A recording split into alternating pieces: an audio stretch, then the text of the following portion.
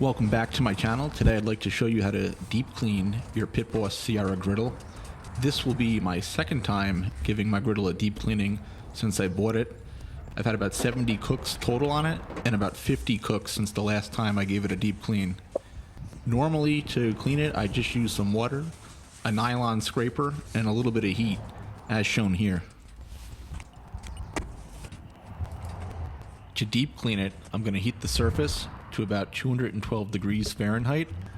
I'm going to throw down a little bit of baking soda, some water, and scrub it with the soft side of a sponge. And that's it. The end result will be a griddle that looks brand new.